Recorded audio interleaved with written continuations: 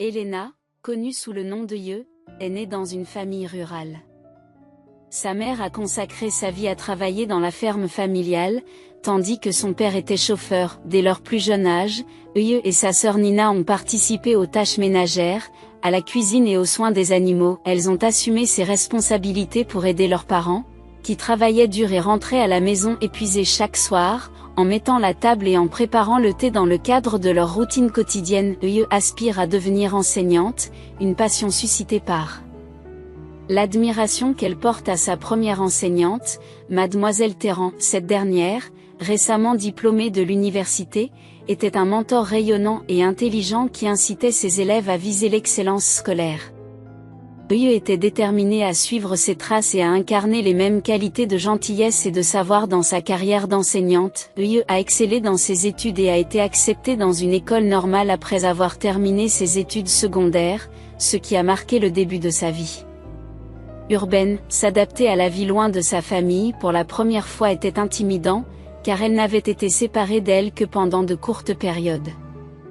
Cependant, Ye s'est rapidement adaptée à son nouvel environnement. Elle s'est lancée dans ses études, a noué des amitiés avec ses camarades de classe et a tenu ses professeurs en haute estime. Il lui est apparu évident qu'elle avait choisi la bonne voie. L'enseignement était sa véritable vocation. Après avoir obtenu son diplôme, Ye a décroché son premier poste d'enseignante. Elle a décroché un poste dans une prestigieuse académie de langue, avec un salaire incroyable qui dépassait ses attentes. Ye se lança à corps perdu dans son travail, prenant plaisir à enseigner, à répondre aux questions des élèves, à préparer le matériel de cours et à participer à des discussions éducatives. Elle a rapidement commencé à recevoir des éloges de la part de collègues expérimentés, ce qui lui a procuré une immense joie. Pendant ce temps, sa sœur Nina s'est installée en ville et a obtenu un poste dans une usine de transformation de la viande après avoir obtenu son diplôme de l'École supérieure d'économie. Nina s'est ensuite mariée avec Phil, le fils du directeur de l'usine. D'abord hésitant à l'égard du mariage en raison de l'éducation rurale de Nina, ses parents finissent par l'adopter et l'adorer pour sa beauté, son travail acharné, sa fidélité et sa gentillesse. Les jeunes mariés vivent dans un appartement spacieux composé de 3 pièces et d'un grand balcon, et Ye se réjouit sincèrement du bonheur de sa sœur. D'un autre côté, la vie amoureuse d'Ye avait été tumultueuse pendant ses années d'études. Ses relations étaient marquées par l'immaturité, l'égocentrisme, la dépendance et la faiblesse, ce qui a conduit à une série d'échecs amoureux. Chaque rupture a laissé un sentiment d'amertume et de déception. Par conséquent, Ye a décidé de faire une pause dans ses relations amoureuses et de se concentrer sur l'avancement de sa carrière. Au milieu de tout cela, les hommes ont été pour elle une source de frustration considérable, ce qui l'a incité à se concentrer sur son développement professionnel. Puis, un jour, un homme du nom de Phil est entré dans la sphère de la jeune enseignante. Il se comportait avec humilité, un peu de réserve, et se tenait plutôt petit, mais ses yeux azur et son sourire chaleureux dégageaient du charme. Leur première rencontre a lieu dans l'enceinte du gymnase de l'école, où Phil, qui supervise une équipe d'artisans en pleine course contre la fin de l'été, la croise. Alors que leurs regards s'entrecroisent, Ye perçoit chez lui une attirance ineffable, dont elle peine à formuler l'essence, bien qu'il ne soit pas franchement beau. L'attitude timide de Phil et son recul rapide lorsqu'il croise le regard d'Ye lui laissent une impression attachante. Dans ce moment fugace, il est devenu évident pour Ye que Phil, lui aussi, éprouvait une attirance mutuelle. Par la suite, leurs chemins se croisent quotidiennement, mais Phil évite le contact visuel direct, préférant jeter des coups d'œil furtifs en direction d'Ye. Ces échanges clandestins sont empreints d'un mélange de plaisir et d'intrigue, et Phil trouve le courage de saisir un moment décisif, à la veille de l'achèvement du projet, alors que leurs liens professionnels sont sur le point de se rompre. Phil, conscient de la possibilité que leurs chemins se séparent, décide de se lancer dans une entreprise audacieuse. Bien que dépourvue de rhétorique ornementale, les mots sincères et sans fioriture de Phil ont trouvé un écho profond auprès d'Ye, marquant une étape décisive dans leur relation naissante. Enchanté par son honnêteté, Ye accepte son invitation à sortir avec lui. Phil ignorait qu'Ye avait attendu ce moment avec impatience, s'inquiétant de la possibilité de ne pas recevoir l'invitation. Pour leur première sortie, Phil propose d'aller au cinéma. En passant du temps ensemble ce jour-là, Eve se rendit compte que Phil était la pièce manquante de sa vie. Leur connexion s'est faite sans effort, et ils se sont rapprochés en partageant des histoires de vie. Phil a grandi sans ses parents et a été élevé par sa grand-mère, très stricte, qui lui a inculqué des valeurs traditionnelles. Malgré une enfance difficile, Phil ne s'est pas attardé sur le passé lorsqu'il a partagé son éducation avec Eve. Sentant son besoin insatisfait de chaleur et d'attention, Eve sympathise avec lui et souhaite le combler d'affection. Après avoir terminé l'école, Phil s'est engagé dans l'armée, puis a poursuivi une carrière dans la soudure, bien qu'il n'ait pas trouvé de travail dans le domaine qu'il souhaitait. Il est devenu contremaître d'une équipe de réparation, ce qui lui a assuré un revenu stable. Malgré cela, Phil s'est accroché à son rêve de devenir soudeur pour les salaires plus élevés qu'il offrait, investissant beaucoup d'efforts dans la maîtrise du métier. Phil vivait dans un appartement loué comme celui d'Eve, mais son éducation a pris un tournant décisif lorsque des parents peu scrupuleux ont vendu la résidence de ses parents pendant ses années de formation, le laissant sans ressources. Repartir à zéro est devenu son mandat, mais il ne nourrit aucun ressentiment ou grief à l'égard de la vie.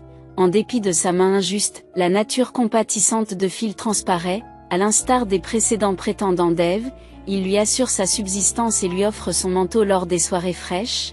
L'enveloppant de chaleur, Eve se sentait chérie et convoitée en présence de Phil, un sentiment qu'elle savourait. L'amour naît, réciproque dans son intégralité. Le regard tendre et affectueux de Phil, associé à ses efforts sincères pour favoriser le bonheur d'Eve, a renforcé leur lien. Lorsque Phil l'a demandé en mariage, l'acceptation d'Eve a été sans équivoque. Son désir d'entretenir leur partenariat et leur soutien mutuel était palpable. Au départ, Nina, la sœur d'Eve, s'est opposée à son choix, la poussant à chercher un prétendant plus fortuné parmi les connaissances aisées de Phil. Cependant, après avoir fait plus ample connaissance avec Phil, Nina a changé d'avis. Reconnaissant sa bonté inhérente et sa profonde affection pour Eve, elle rassure sa sœur, approuvant la valeur de Phil. C'est une perle, se réjouit-elle en faisant part de ses observations à Eve. Sa gentillesse n'a pas de limite et son amour pour toi est sans limite. Ensemble, vous vous épanouirez. Ne renoncez pas à cette perle rare. Je suis vraiment ravie pour vous. Le bonheur se profile à l'horizon. Phil et Uye se marient et s'installent dans l'appartement qu'ils louent. Marquant ainsi un chapitre heureux dans la vie de Uye, son mari dévoué s'est surpassé pour la soutenir, obtenant un emploi de soudeur sur un chantier de construction afin d'augmenter leurs revenus. Phil a également accepté avec enthousiasme des emplois à temps partiel supplémentaires, saisissant chaque occasion de gagner plus d'argent avec un objectif en tête, acheter la maison de leurs rêves dans un quartier estimé, avec des écoles de premier ordre et des terrains de jeux pittoresques pour leurs futurs enfants. De temps en temps, Phil surprenait sa femme bien-aimée avec des gestes inattendus, qu'il s'agisse d'une belle bague ou d'un charmant bouquet, laissant Uye exaltée et reconnaissante d'avoir été bénie par un mari aussi affectueux et attentionné. Le jeune couple chérit le temps passé à converser sur un large éventail de sujets, qu'il s'agisse de films, d'anecdotes sur des êtres chers ou de projets d'avenir. Bien que des désaccords soient parfois apparus, ils ont toujours trouvé un terrain d'entente par le biais de compromis. Ensemble, ils se sont initiés à des activités nouvelles et captivantes, Uye se découvrant une passion pour les randonnées en forêt aux côtés de Phil, et ce dernier développant une affinité pour le théâtre. Uye était convaincu qu'elle et Phil étaient des âmes sœurs, les moitiés complémentaires d'un tout unifié. Malgré leurs modestes moyens, ils menaient une vie confortable. Sans voiture somptueuse ni vacances luxueuses au bord de la mer, se contentant de ce qu'ils avaient reçu. Finalement, leur fils, Roger, est venu au monde. Le jeune couple se réjouit de l'arrivée de leur nouveau-né. Phil rayonne de fierté lorsqu'il tient son fils dans ses bras pour la première fois. En tant que nouveau père, il a fait preuve de remarquables qualités d'attention, de sensibilité et de sollicitude, surtout après le travail. Pour permettre à sa compagne Eve de se reposer, Phil emmenait souvent leur bébé faire de longues promenades dans le quartier. Cependant, la plupart du temps, le couple se promenait ensemble, s'engageant dans des conversations sincères sur leurs projets d'avenir. Bien qu'ils n'aient pas encore trouvé de logement, leurs économies augmentent régulièrement, Ce qui leur permet d'espérer qu'ils pourront bientôt s'offrir une maison à eux. Le couple envisageait souvent un avenir radieux pour leur fils, aspirant à ce qu'il devienne une personne intelligente et gentille. Ils se sont promis de cultiver ses talents et de l'aider à relever les défis de la vie avec un dévouement inébranlable. Cependant, leurs rêves se sont heurtés à de dures réalités.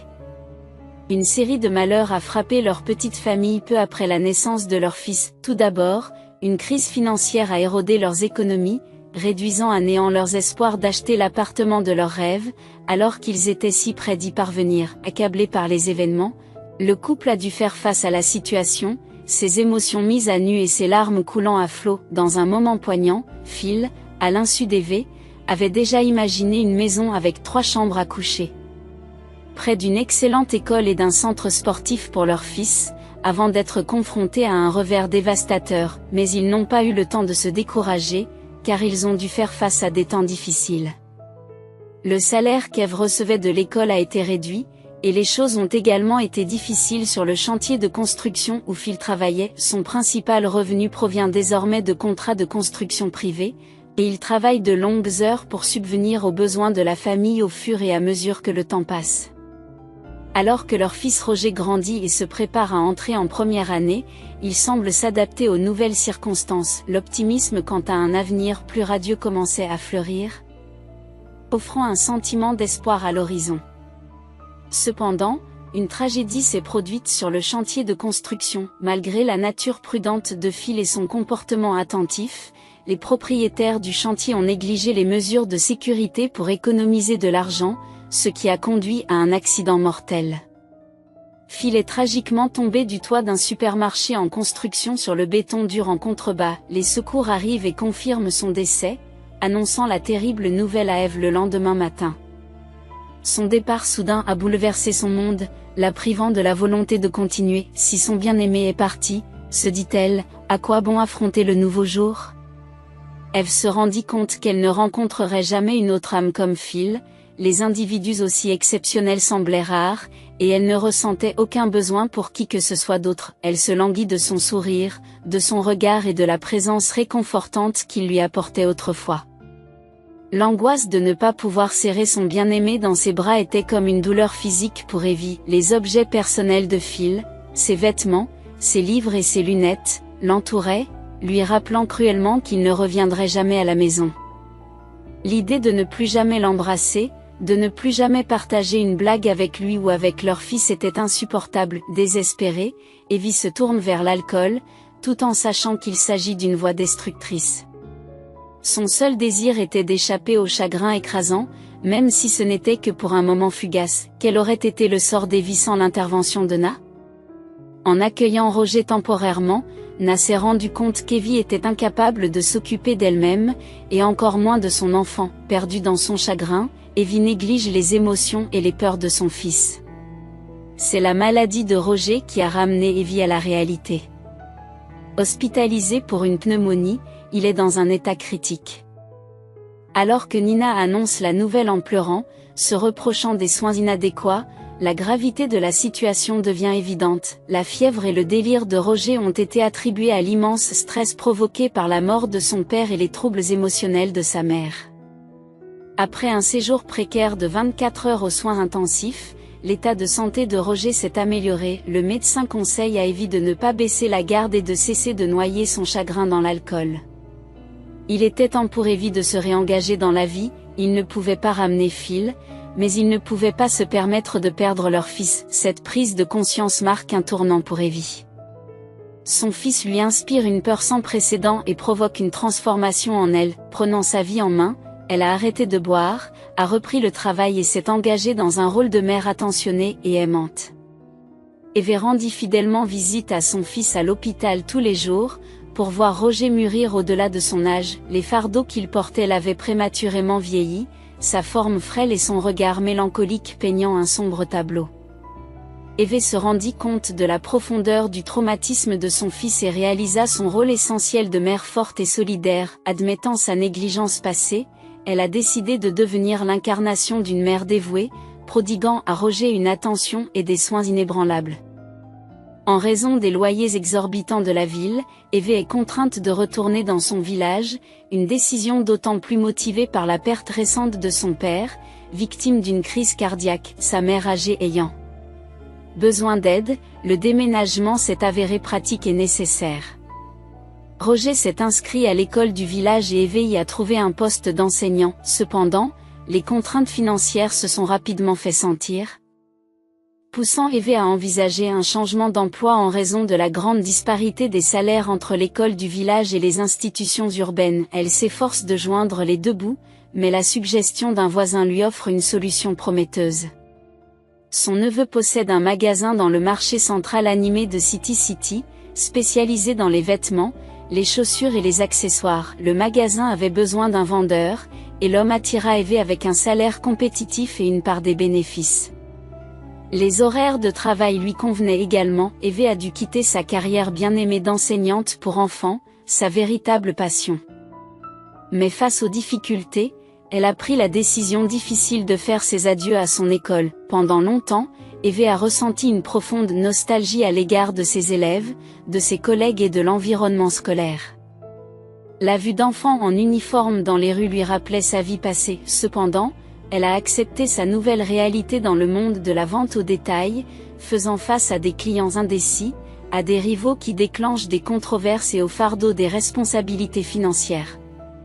Chaque journée de travail demandait beaucoup de temps et d'efforts, Eve devant se lever avant l'aube et parcourir près de 2 km jusqu'à l'arrêt de bus le plus proche pour se rendre en ville. La satisfaction de son travail réside désormais dans le salaire, qui permet à Eve d'offrir à son fils des vêtements et des jouets élégants, et même de l'emmener dans une station balnéaire. Pendant l'été, la mère d'Eve s'occupe de Roger, son petit-fils. Malgré son âge avancé, elle avait encore la vitalité et le temps de se consacrer à son petit-fils. Eve rendait souvent visite à sa sœur, Nina, qui gérait le ménage et s'occupait de sa fille, n'ayant pas d'emploi. Les revenus du mari de Nina étaient suffisants pour subvenir aux besoins de la famille, ce qui lui permettait de s'offrir le luxe de ne pas travailler. C'est ainsi que leur vie s'est déroulée, travailler sans relâche pour joindre les deux bouts. Je suis un peu gênée d'être une femme au foyer, mais chacun a son propre chemin dans la vie, se lamente doucement Eve. Je ne suis pas mécontente du mien, Roger et moi sommes satisfaits de ce que nous avons, alors pourquoi s'inquiéter inutilement? Eve se réjouit sincèrement de la trajectoire de Nina. Elle éprouve une profonde affection pour sa sœur et sa nièce, Molly, la fille de Nina. Le quatuor fait souvent des sorties ensemble. C'est Nina qui a transmis sa sagesse financière à Eve, en lui conseillant d'investir dans les actions d'une importante société de technologie de l'information. Phil insiste sur le fait que c'est une décision prudente. Nous avons nous-mêmes investi une somme importante dans ces actions. Roger est persuadé que cela va rapporter, et l'intelligence de Phil confirme cette affirmation, affirme Nina. Motivée par les conseils de sa sœur, Eve achète discrètement plusieurs actions. Bien que les rendements s'accumulent progressivement, Eve choisit de réinvestir les dividendes, cachant cet effort financier à son fils et à sa mère, craignant leur désapprobation. Laissons-les tranquilles, se dit-elle en chérissant son entreprise secrète. Eve économise avec diligence, renforçant de temps à autre son portefeuille d'actions, tout cela dans le but d'assurer un avenir prospère à son fils. Roger est devenu un jeune homme sociable et astucieux. Contrairement à son père réservé, il fait preuve de vivacité et de charisme, s'attirant sans peine une pléthore d'amis. Toujours à la pointe de l'actualité, Roger se laisse aller au rire et à la camaraderie, pour le plus grand plaisir d'Eve. Observant son fils avec fierté, elle s'émerveille de l'homme qu'il est devenu, confiant, courageux et intelligent. Roger était l'exemple même du fils qu'elle et Phil avaient imaginé lorsqu'il se promenait dans le quartier avec une voiture d'enfant. Bien que son rêve de devenir avocat ait été anéanti par le refus de la faculté de droit, Roger s'est tourné vers l'armée avant de tenter sa chance en ville à son retour. Soutenant le parcours de son fils, elle lui a apporté une aide financière et lui a trouvé un appartement en ville. Vas-y et poursuis tes rêves, mon chéri. Mais fais attention et sois conscient de ce qui t'attend. Et n'oublie pas que tu auras toujours une maison où retourner, lui dit-elle, reconnaissant. Roger a souri et a exprimé sa détermination à réussir en ville parmi les nombreuses opportunités et possibilités. Bien qu'hésitant à le laisser partir, elle savait qu'il était temps pour son fils de tracer son chemin dans la vie. Roger a fini par s'inscrire à la faculté de droit, tout en travaillant à temps partiel à l'usine pour subvenir à ses besoins. Il a étudié, travaillé et assumé la responsabilité de son loyer avec assiduité, devenant ainsi un jeune homme indépendant. Malgré sa vie bien remplie, il se rend souvent au village, apportant des cadeaux et partageant des anecdotes amusantes avec sa mère et sa grand-mère. En revanche, la mère d'Ève s'était repliée sur elle-même, s'aventurant rarement à l'extérieur et ne reconnaissant parfois pas ses propres filles. Un jour, elle a été victime d'une crise cardiaque, ce qui a poussé Ève à appeler une ambulance. Bien qu'elle ait été transportée d'urgence à l'hôpital, sa mère n'est jamais revenue. Remuée par le chagrin et l'incertitude, Ève ne peut que s'interroger, et maintenant ? Qu'est-ce que tu veux de plus ? D'un ton mélancolique, le médecin a réfléchi au passage du temps, reconnaissant l'inévitabilité de la mortalité. Après les funérailles, Nina a offert de façon désintéressée la maison familiale à Eve. Reconnaissant le dévouement de sa sœur à s'occuper de leur mère dans ces dernières années, Eve accepta ce geste généreux, consciente qu'elle avait besoin d'un endroit qui lui appartiendrait en raison de son âge avancé. Alors qu'elle contemplait le passage rapide du temps, se remémorant ses rêves et ses aspirations passées avec Phil, qui n'était plus qu'un lointain souvenir avec leur fils Roger devenu adulte et indépendant, elle se retrouva au seuil de la vieillesse, alors que Phil n'est plus à ses côtés et que son propre âge augmente. Eve envisage un avenir de retraite et de tranquillité dans leur retraite rurale. Son seul réconfort résidait dans l'espoir que Roger fonde sa propre famille, apportant joie et compagnie à sa vie solitaire. Malgré les tentatives sincères de Nina pour persuader Eve de profiter du moment présent et d'embrasser son indépendance, lui rappelant qu'elle était encore jeune et qu'elle avait les moyens d'explorer le monde, Eve est restée inébranlable dans son engagement envers son fils. Préférant économiser ses ressources pour le mariage imminent de Roger et son foyer, Eve a décliné l'offre d'aventure à l'étranger, soulignant sa responsabilité à l'égard des besoins de son fils. Alors que Nina exhorte Eve à donner la priorité à son propre bonheur et à son bien-être pour une fois, soulignant la maturité de Roger et sa capacité à se débrouiller seul, le dévouement inébranlable d'Eve à sa famille l'emporte, soutenant sa détermination. Inébranlable, il est facile pour Nina de converser avec un mari qui la soutient autant. Elle est née dans un milieu privilégié et a été bien entourée toute sa vie. Fidèle au caractère de sa nièce, bien qu'elle ait été élevée dans l'opulence, elle a grandi en étant sage, humble et pratique. Comme son cousin Roger, elle était indépendante et travaillait depuis son plus jeune âge. Peu de temps après qu'Eve ait informé sa sœur que Roger aurait besoin de soutien dans les jours à venir, la situation s'est déroulée comme elle l'avait prédit. Lors d'une visite chez sa mère pendant le week-end, Roger se comporta mystérieusement, contrairement à son habitude, et Eve sentit que quelque chose n'allait pas. Sans tarder, elle mit sur la table le repas préféré de son fils, des pommes de terre sautées avec des champignons et des cornichons de leur cave. Eve regarda avec joie Roger savourer chaque bouchée. Tout excité, le jeune homme fit part à sa mère de la délicieuse nouvelle, il allait se marier. Le cœur d'Eve se gonfle d'un mélange d'émotions, joie, anxiété et surprise. Elle s'appelle Cindy, et je suis sûre que tu vas l'adorer. Je l'amènerai le week-end prochain pour te la présenter avant notre mariage, s'exclama Roger, tandis que sa mère le bombardait de questions en réponse. Bouleversée par la nouvelle, Eve acquiesça en souriant. Elle avait prévu que ce moment arriverait tôt ou tard, mais elle s'était quand même retrouvée prise au dépourvu. Il s'avéra que Cindy travaillait comme serveuse dans un café où Roger dînait souvent. Leur rencontre s'est déroulée au fur et à mesure que Roger racontait l'histoire. Cindy, elle aussi, venait d'un milieu rural et avait été élevée par un parent seul. C'est étrange de voir tout ce que nous partageons, remarque Roger. S'aventurant dans l'espace urbain, Cindy ambitionnait de faire des études de droit, un parallèle inattendu. N'est-ce pas remarquable ? S'étonne Roger. Un désir de servir dans les forces de l'ordre s'est éveillé en elle, s'imaginant en train d'appréhender des malfaiteurs, malgré sa carrure délicate.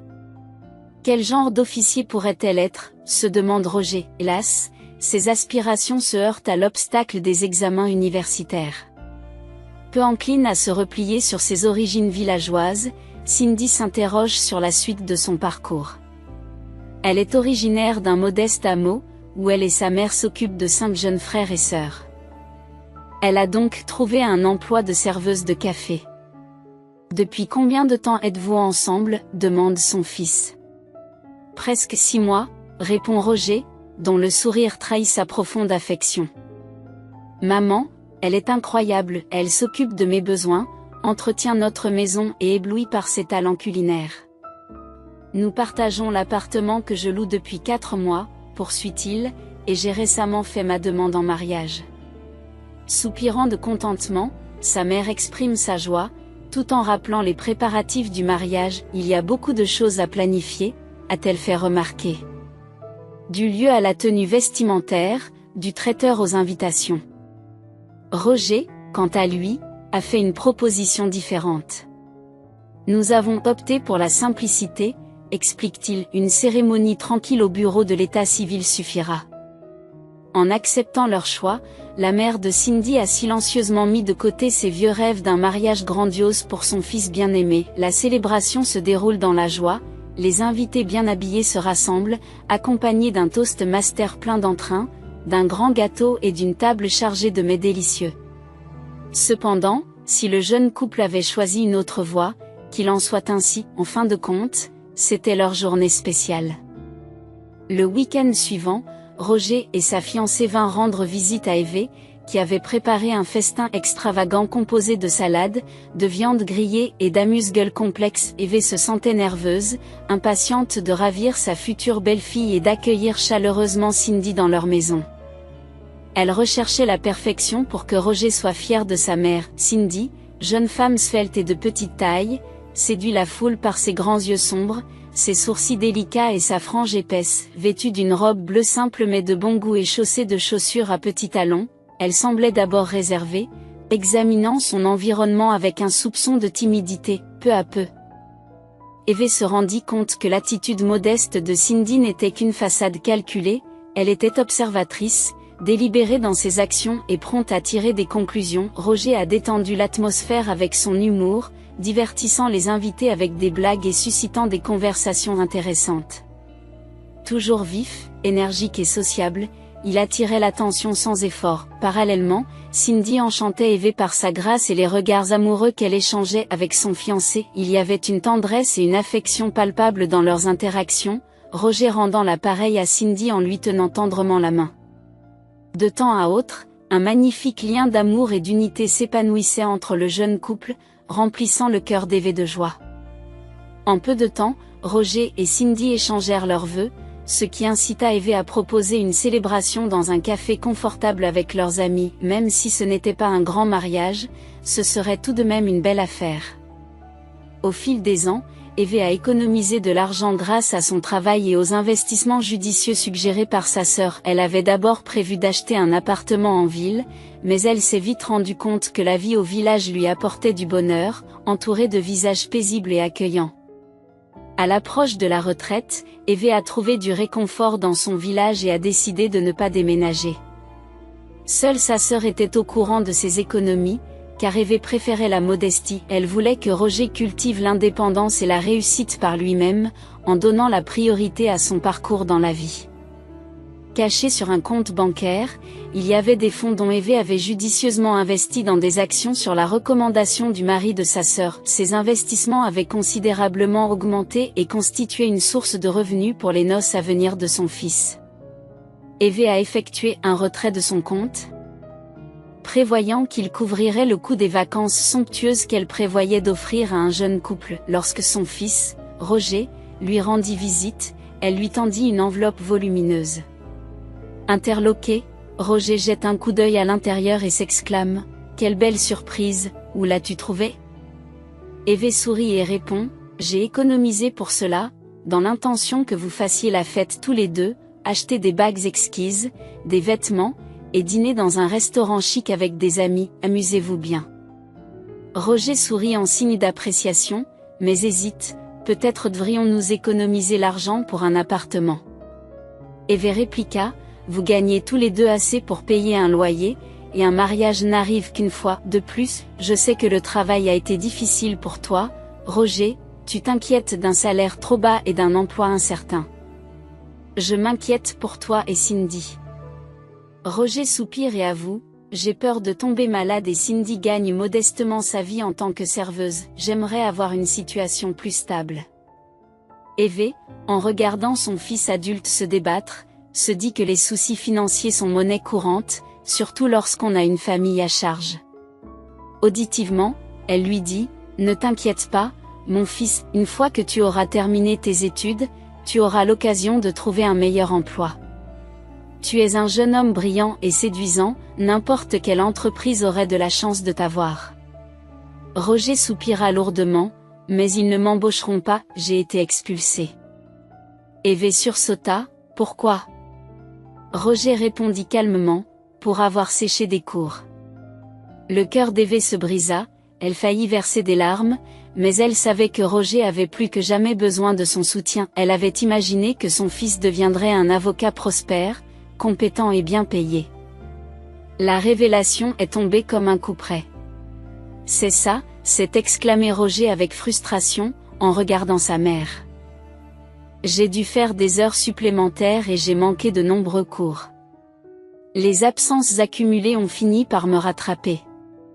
Je pensais pouvoir y arriver, mais finalement j'ai échoué et ils m'ont renvoyé. Ce n'est pas un échec majeur, se rassura Eve, elle devait apporter son soutien à Roger maintenant. Tu vas rebondir et apprendre de cette expérience. Tu n'es ni le premier ni le dernier à faire face à des défis. Je ne veux pas continuer mes études, dit Roger, je suis un adulte qui perd son temps dans les salles de classe. C'est absurde. Je devrais gagner de l'argent. Eve choisit de ne pas se disputer avec son fils. Il n'était pas dans le bon état d'esprit, et elle était persuadée qu'il finirait par changer de point de vue. L'éducation était vitale pour sa réussite future, car elle permettait de poser les bases d'une carrière. Elle a l'intention de lui faire passer ce message, mais pour l'instant, elle a besoin de le soutenir et de le rassurer. Si tu n'es pas intéressé par un mariage, tu peux utiliser ce cadeau comme bon te semble, dit Eve à Roger en hochant la tête. Merci, maman, répondit Roger avec reconnaissance, nous avons vraiment besoin de ces fonds en ce moment. J'apprécie votre aide. Contrairement à d'autres qui pourraient se lancer dans des dépenses de mariage, vous pensez à l'avenir. Après le départ de son fils, Eve resta à la maison le cœur lourd, elle s'inquiétait pour Roger. Il n'avait pas terminé ses études, n'avait pas d'emploi stable ni de logement, et était maintenant sur le point de se marier. S'ils avaient des enfants, Roger devrait travailler du matin au soir dans des emplois non qualifiés pour subvenir aux besoins de la famille. Ce n'est pas l'avenir qu'Eve envisageait pour eux. Roger, leur unique enfant, est maintenant un adulte, il se débrouillera, rassure Nina lors de leur conversation téléphonique du soir. Pourquoi t'inquiètes-tu, tu as fait tout ce qu'il fallait. Maintenant c'est à lui de jouer. J'aurais peut-être dû leur donner de l'argent pour un appartement, suggère Eve à Nina, pensant que cela allégerait le fardeau du jeune couple. Laissez-les se débrouiller seuls, objecte sévèrement Nina, ne parle pas d'argent maintenant, sinon ils deviendront dépendants de toi. Ils pourraient essayer d'en profiter. Tu pourras toujours les aider plus tard. Ce n'est pas encore le moment. Tu as raison, Nina, tout à fait raison, dit Eve en riant, et toi, arrête de t'inquiéter. Viens demain, on sortira et on s'amusera, comme au bon vieux temps, acquiesça Nina en souriant. Eve se dit qu'elle avait de la chance d'avoir une sœur qui la soutenait et qui lui remontait toujours le moral. Après un certain temps, Roger et Cindy se marièrent lors d'une cérémonie simple et silencieuse au bureau de l'état civil. Seuls Yves, Nina, Molly et deux amis de Cindy étaient présents. Le petit groupe a ensuite porté un toast aux jeunes mariés dans un café voisin, échangeant des cadeaux avant de se séparer. Cindy devait commencer son service, tandis que Roger devait se rendre au travail. En repensant au mariage, Eve poussa un soupir déçu. « Oh, la jeunesse d'aujourd'hui », fit-elle remarquer avec dédain. « Nina, chérie, tant qu'ils sont en vie, ils s'en fichent », ajouta-t-elle, balayant toute inquiétude. L'état de la vie de Roger et Cindy était un mystère pour Eve. Son fils évitait d'en parler, et elle se sentait mal à l'aise pour aborder le sujet. Lorsqu'il se rendait visite, Cindy était polie mais distante, et Eve observait une certaine froideur entre eux. La vie professionnelle de Roger ne se déroule pas sans heurts, il ne cesse de changer d'emploi à la recherche d'un revenu stable, mais en vain. Malgré cela, Roger est réticent à l'idée de reprendre des études de droit. Eve voulait offrir à son fils un soutien financier, mais elle s'est abstenue, estimant qu'il était essentiel pour le jeune couple de voler de ses propres ailes. Elle estimait qu'il devait relever ses défis en tant qu'adulte, sans aide excessive. Cependant, la situation pesait lourdement sur Eve, qui reconnaissait le besoin de stabilité si un enfant devait entrer dans le tableau. Au fil du temps, alors que Roger continuait à lutter pour l'emploi, Eve a remarqué un changement radical dans son comportement. D'un plaisantin enjoué, il devient un homme sérieux et troublé. Eve soupçonne que les problèmes financiers sont à l'origine de son malheur. Un jour, elle entendit par hasard une conversation entre Roger et Cindy. Malgré la diminution de la fréquence des visites, les visiteurs continuent à venir la voir. Eve est entrée dans la cuisine pour récupérer une oie aux pommes fraîchement sortie du four. En revenant avec un plateau, elle découvrit une scène désagréable qui se déroulait devant elle. Le regard dédaigneux que Cindy lançait à Roger révélait ses véritables sentiments. Claudia, quant à elle, parlait joyeusement de ses prochaines vacances aux Émirats avec Glenn, qui lui avait offert un nouvel iPhone pour son anniversaire. Roger, quant à lui, n'a même pas les moyens d'offrir une cure thermale à sa compagne. La réalité de leurs difficultés financières a frappé Eve de plein fouet et elle s'est sentie désolée pour son fils. Il était évident que le comportement irrespectueux de Cindy pesait sur Roger. Malgré la tension, Roger restait silencieux et soumis, n'osant pas se défendre. Eve pouvait sentir l'humiliation qu'il ressentait. La pudeur de Cindy s'estompait depuis longtemps, révélant sa vraie nature. Eve s'efforça de dissimuler ses émotions, réalisant qu'intervenir ne ferait qu'empirer la situation. Les laisser régler leurs problèmes eux-mêmes semblait être la meilleure solution pour la soirée. Pendant que le couple faisait ses adieux, Eve resta impartiale, s'engageant dans des conversations décontractées avec un sourire sur le visage, essayant de ne pas voir la tristesse cachée dans le regard de son fils. Après le départ de Roger et de Cindy, une vague de tristesse s'abattit sur Eve. Au milieu de la clarté qui surgit en elle, elle observa l'affection durable de Roger pour Cindy. Sa dévotion inébranlable était palpable, mais ses efforts ne semblaient pas suffisants. Cela s'expliquait en grande partie par le fait que Roger avait abandonné ses études à cause des exigences de Cindy. Eve se reprocha son manque d'objectivité. Elle reconnut que c'était le choix de Roger de renoncer à ses études de droit en faveur d'un emploi. Si Cindy a joué un rôle dans cette décision, Eve a réfléchi à la manière dont elle pourrait soutenir son fils. Consciente de ses ressources financières, Eve a envisagé de demander conseil. Un appel à sa sœur s'ensuivit, qui, après avoir entendu les pensées d'Eve, déconseilla avec véhémence l'achat d'un appartement pour Roger à ce stade. Le raisonnement de sa sœur était clair, les conséquences imprévues d'une propriété commune si Roger et Cindy décidaient de se séparer. Réfléchissant à la sagesse des paroles de sa sœur, Eve comprit la gravité de la situation. Il était en effet difficile de naviguer dans les complexités d'être une mère pour un fils adulte. Eve soupira, reconnaissant une fois de plus la validité des conseils prudents de sa sœur. Il y avait de nombreux facteurs à prendre en compte, et les détails devenaient insurmontables pour Eve. Plusieurs années passèrent encore, et elle remarqua que son fils vivait un mariage malheureux. Il luttait toujours pour trouver une source de revenus stable, ayant testé différents métiers et s'étant même lancé dans sa propre entreprise, sans succès durable. Finalement, épuisé par les défis et les déceptions incessants, Roger abandonna ses efforts. Un jour, soudainement, il s'est adressé à sa mère, lui avouant qu'il ne pouvait pas se permettre de résider en ville en raison des coûts élevés. Il lui a fait part de son intention de rester avec elle pendant un certain temps, si elle était d'accord. Il fut surpris par cette proposition inattendue, et Roger confirma leur plan d'un signe de tête. Ils s'arrangèrent pour emménager la semaine suivante. Après le départ de son fils, Yves se sentit déconcerté et se demanda s'ils avaient vraiment l'intention de rester au village. Quelle décision étrange avait-il prise, étant donné la rareté des possibilités d'emploi dans le village, à quoi Roger et Cindy s'attendaient-ils?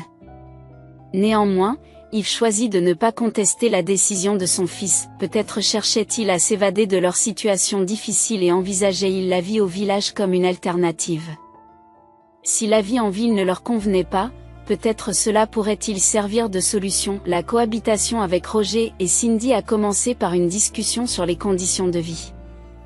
Roger a hésité à dire qu'ils occuperaient le salon. Surprise, Yves s'est renseigné et a fait préparer une petite chambre pour le jeune couple, croyant qu'il s'agissait de la demeure la plus confortable et la plus isolée pour leur existence tranquille. Roger a simplement affirmé que c'était la plus grande et la plus lumineuse. Yves se rendit alors compte que son fils ne faisait qu'acquiescer aux désirs de Cindy. Il s'est toujours efforcé de satisfaire sa femme dans tous les domaines, l'adorant par-dessus tout, et Cindy en a profité. Cindy a rapidement révélé son vrai visage à sa belle-mère, ne faisant aucun effort pour feindre la politesse ou l'humilité. Elle ne cesse de pinailler, critiquant les méthodes de cuisine et de nettoyage d'Eve. Cindy faisait souvent des remarques dédaigneuses à l'égard d'Eve, lui demandant pourquoi elle faisait tant de bruit avec la vaisselle le matin, perturbant son sommeil, et suggérant que les rires de ses amis étaient trop bruyants. Ne pourrait-elle pas se réunir ailleurs le soir? Eve était complètement déconcertée par l'audace de sa belle-fille. Elle avait envie de rappeler à l'impudente jeune femme qu'elle était invitée chez elle et qu'elle devait se comporter avec plus de décorum. Cependant, elle se retint pour le bien de son fils. Eve pouvait discerner le profond attachement de Roger pour Cindy, son amour et son adoration pour elle étaient palpables. Le jeune mari s'efforçait de satisfaire tous les caprices de sa femme, et ils étaient nombreux. Roger n'arrivait pas à les satisfaire tous et se sentait coupable, un sentiment que Cindy exacerbait. Cette culpabilité se manifestait souvent lorsqu'elle évoquait les cadeaux extravagants de bijoux et les dépenses somptuaires des conjoints et partenaires de ses connaissances. Eve a compris que Cindy manipulait Roger, jouait avec ses émotions et l'exploitait. Cependant, Eve hésite à confronter son fils à la réalité de la situation. Il semblait trop pris au piège de l'amour et de l'infatuation. Si Cindy le lui demandait, il sauterait volontiers d'une falaise pour elle.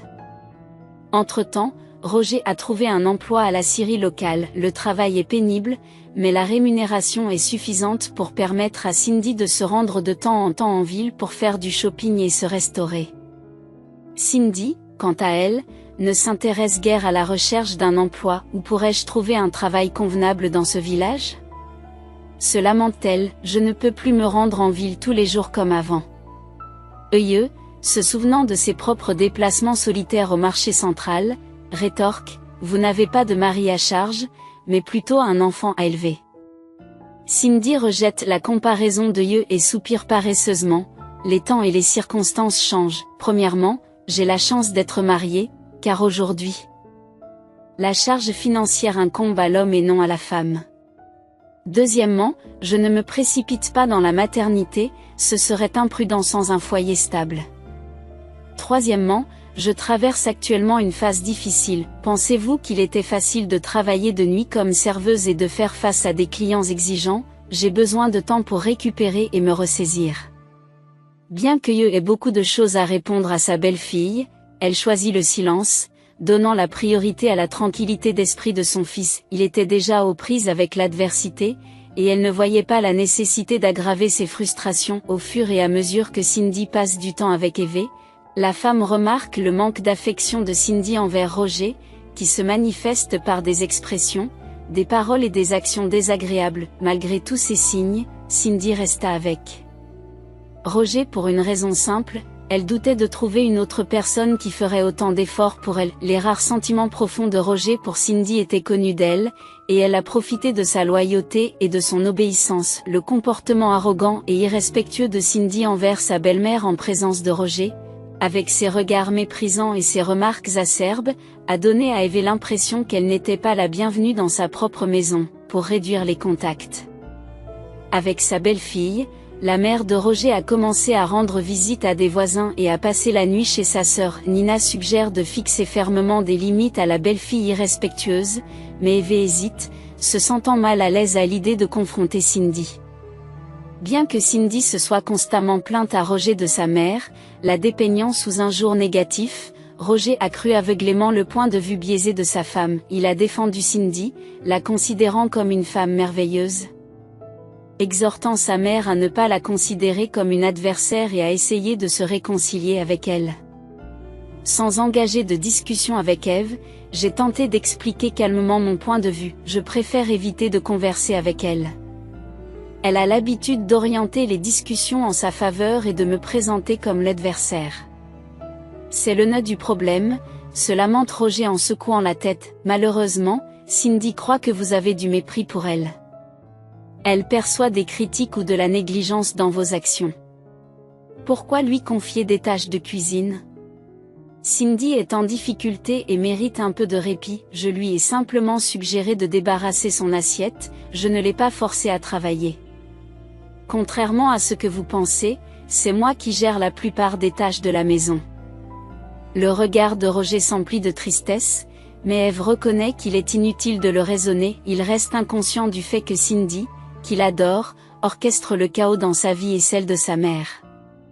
Peut-être Roger comprendra-t-il un jour la vérité, mais pas maintenant. Cindy avait habilement monté Roger contre sa propre mère, qui les hébergeait gracieusement et les soutenait financièrement, la plupart de ses revenus servant à rembourser les dettes de la ville qu'ils avaient accumulées.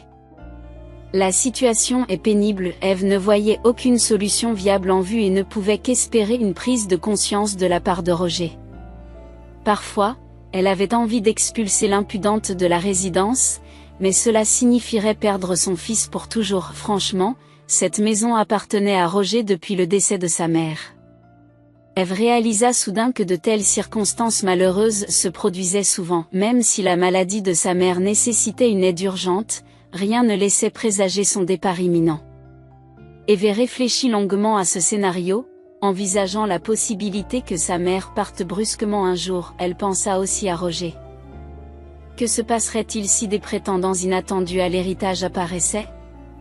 Tout était possible, y compris des conflits familiaux ou des problèmes d'héritage. Pour préserver les intérêts de Roger, Eve, alors seul propriétaire de la maison, a décidé d'en transférer la propriété à son fils en rédigeant un acte de donation. Cette action lui a apporté la tranquillité d'esprit, car la maison appartenait désormais officiellement à Roger. Bien que Roger n'ait jamais envisagé d'avoir besoin de l'héritage, il rêvait de déménager en ville, d'acquérir un appartement de luxe ou peut-être de s'installer à la campagne. Grâce aux conseils avisés de Nina, Eve choisit de faire preuve de patience. Sans sa sœur, Eve aurait pu dépenser ses économies pour acheter un appartement en ville pour le jeune couple. Eve se rendit compte que Cindy ne tenait pas vraiment à Roger, mais qu'elle l'utilisait à des fins personnelles. Si Roger achetait une propriété, celle-ci deviendrait une propriété commune et Cindy chercherait probablement à obtenir une part importante dans le cadre d'un règlement de divorce.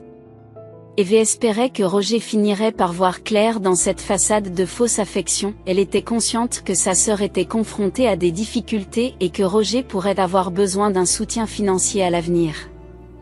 Na a proposé de partir en vacances ensemble, et pourquoi pas, elle convainc Eve par téléphone qu'ils prendront du plaisir à bronzer, à nager dans la mer et à faire des excursions. Eve finit par céder, car elle avait vraiment besoin d'une pause dans le chaos qui régnait à la maison. Ils décidèrent de laisser la maison à eux-mêmes. Na a mentionné que Cindy devrait s'occuper de la cuisine et du ménage, mais elle était trop choyée pour faire même les tâches les plus simples comme laver ses assiettes. Cindy passait ses journées à la maison, collée à son téléphone et à regarder des feuilletons. Naturellement, Cindy a exprimé son opinion sur les projets de vacances d'Eve. Elle a souligné les contraintes financières de la famille et s'est interrogée sur le caractère abordable d'un voyage dans une station balnéaire. Malgré les plaintes de Roger concernant la baisse de son salaire, Cindy, qui a toujours été patiente et dévouée à sa femme, ne peut contenir sa frustration. Maman l'a gagnée, elle peut donc faire ce qu'elle veut, mais qu'en est-il de nous ? Nous n'avons jamais eu l'occasion d'aller quelque part avec vous, et nous travaillons dur nous aussi. Néanmoins, Eve leur assure que les vacances en vaudront la peine. Eve et Nina finirent par trouver une maison à louer dans un village pittoresque au bord de la mer.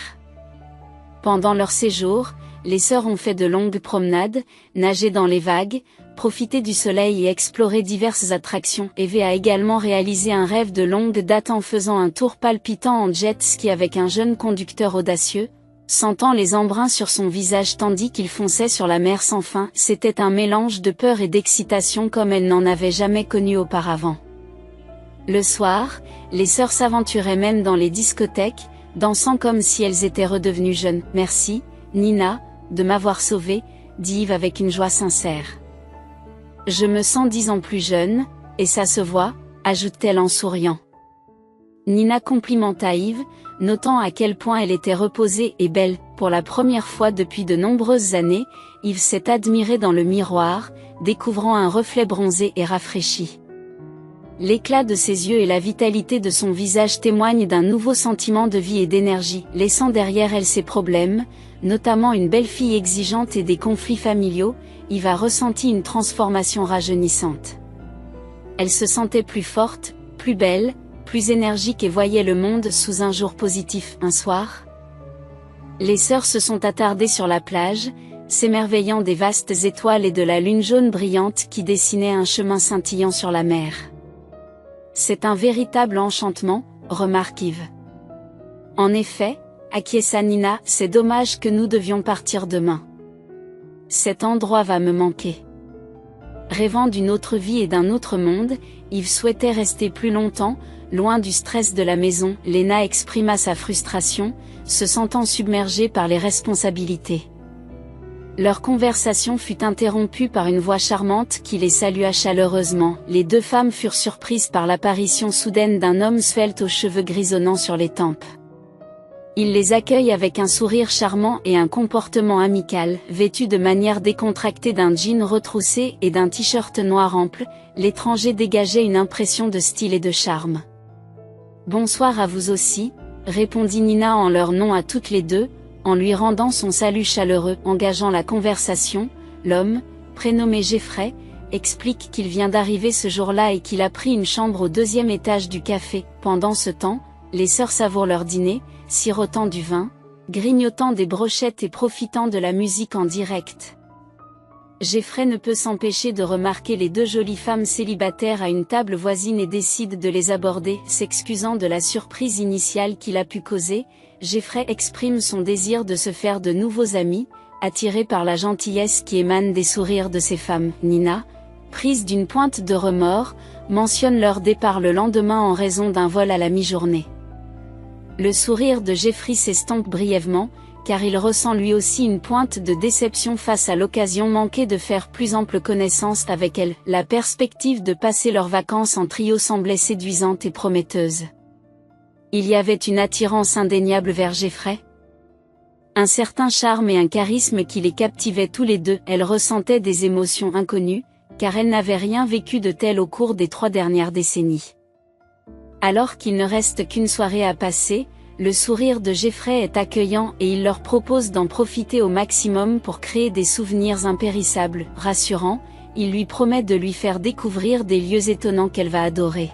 « Es-tu partante pour cette aventure ?» Si Yves avait envie d'accepter tout de suite, elle hésitait, contrairement à sa sœur, et ne voulait pas se laisser entraîner par le charmant inconnu. S'en apercevant, Geoffrey prit acte de sa prudence et comprit ses réserves. « Allons nous promener au bord de l'eau où il y a beaucoup de monde. » Eve, plus à l'aise car n'a semblait soulagée que Geoffrey ne soit pas offensé, profita d'une agréable promenade pendant qu'ils bavardaient et riaient de bon cœur. Ils découvrirent que Geoffrey vivait dans la capitale et possédait quelques magasins. Il a partagé avec franchise des détails de sa vie, notamment le fait qu'il était devenu veuf alors que sa fille n'avait que 9 ans. Respectant les souhaits de sa fille, il ne s'est jamais remarié.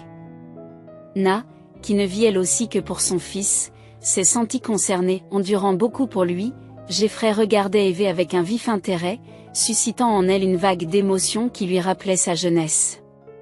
Ses joues se sont même empourprées. Pourtant, la confession de Geoffrey, des années plus tard, rendit ses efforts vains.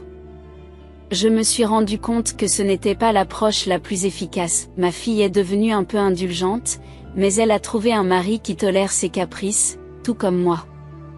Malheureusement, il réside maintenant à l'étranger, ce qui me laisse solitaire, malgré le travail et les amis, depuis le départ de ma fille, ma maison et mon âme se sentent vides. Leur trio s'est amusé jusqu'à l'aube.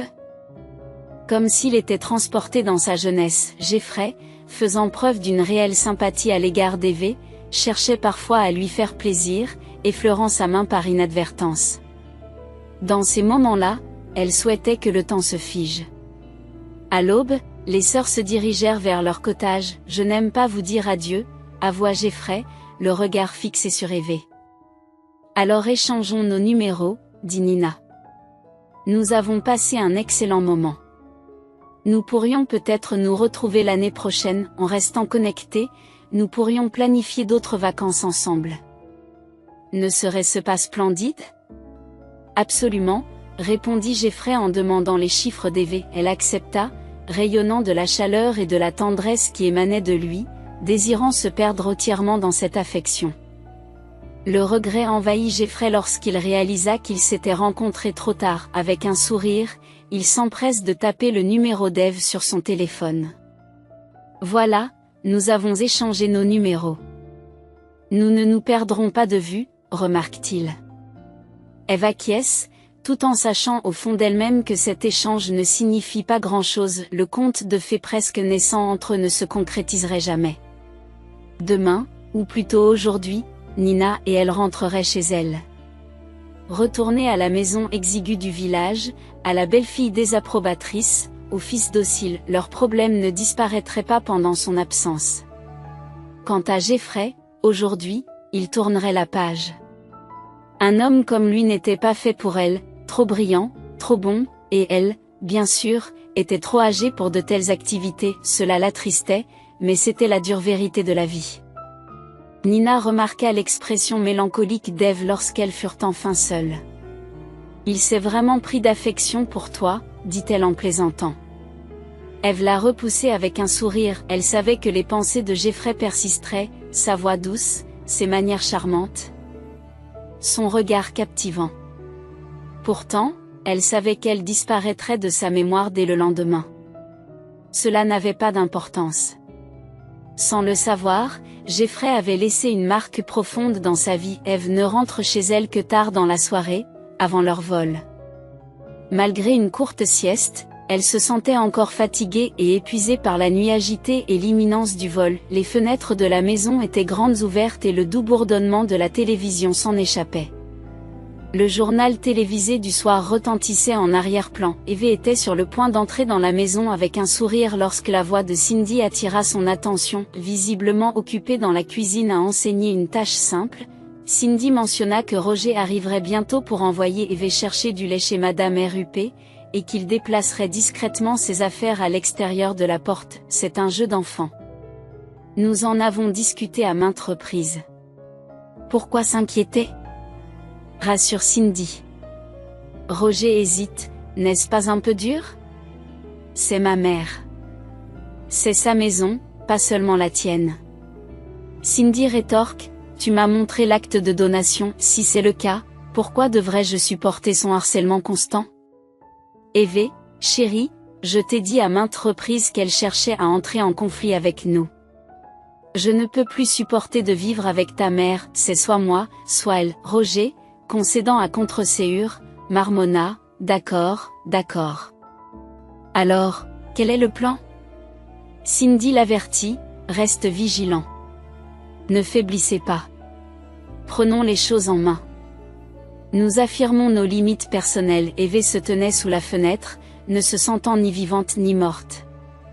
La conversation qu'elle avait entendue lui parvenait lentement. Elle allait être expulsée de la maison, et Roger l'avait approuvé. C'était une trahison qu'elle n'avait jamais anticipée. Eve prit une profonde inspiration pour se calmer, afficha une façade joyeuse et entra dans la maison. Bonjour. Accueillit Cindy avec un sourire gourmand. Nous pensions que tu arriverais un peu plus tard. Eve répondit joyeusement, un taxi m'a ramené rapidement. Je n'ai même pas eu le temps de jeter un coup d'œil en arrière. Je t'ai apporté des cadeaux, et je déborde d'impressions à partager. Cindy affichait un semblant de joie lors de la réunion, tandis que Roger était assis à côté d'elle, avachi et silencieux. Eve a compris la cause profonde de l'abattement de son fils. C'est sans doute un défi pour lui en ce moment, aggravé par son incapacité à contenir l'influence de son exubérante épouse. Cindy intervient brusquement. Peux-tu aller chercher du lait frais chez Madame RUP? J'ai de la soupe qui mijote sur la cuisinière et je ne peux pas partir. Roger est épuisé par son travail et il n'est pas dans son assiette. Si tu n'es pas trop fatigué, Eve, ce serait très apprécié. Eve hocha la tête, acquiesçant à la demande, bien qu'elle prévît la confrontation imminente à son retour. Heureusement qu'elle avait entendu l'échange, cela lui donnait le temps de se préparer à une discussion cruciale avec son fils et sa belle-fille. De loin, Eve aperçut ses valises abandonnées sous le porche, appuyées contre le mur, attendant son attention. Tout espoir de voir Roger mettre un frein au comportement perturbateur de sa femme se dissipa, tout comme la fumée se dissipe. Alors qu'elle montait les marches du porche, Eve entendit la voix de Cindy à l'intérieur, mentionnant une note qui était censée tout clarifier. « Je ne veux pas de votre note, » affirma fermement Eve, « je veux une conversation face à face. Je veux voir la vérité dans vos yeux. » La porte s'ouvrit avec fracas, révélant Cindy debout sur le seuil, son regard rencontrant celui d'Eve. « Eh bien, regardez si vous le devez. » rétorqua-t-elle vivement. « Cindy, pourquoi nous fais-tu subir cela ?» implore Eve, le ton teinté d'inquiétude. « Moi, j'ai fait l'effort d'être une compagne pour toi. Mais pourquoi cette attitude ?» La jeune femme fulminait, soulignant votre caractère critique et votre négativité constante. Pour vous, tout va de travers et vous suivez vos propres règles. Je ne me sens pas à ma place ici, et Roger se plie en quatre pour toi. C'est chez moi, lui rappelle gentiment Eve, il est donc normal que ce soit moi qui dirige. Cindy a rétorqué, c'est reparti. Tu insinues encore une fois que nous habitons chez toi. Mais ce n'est pas votre maison, elle appartient à votre fils, c'est donc vous qui vivez avec nous. Trouvez un autre endroit où résider, votre pension devrait suffire à payer le loyer. Merci de vous préparer à partir.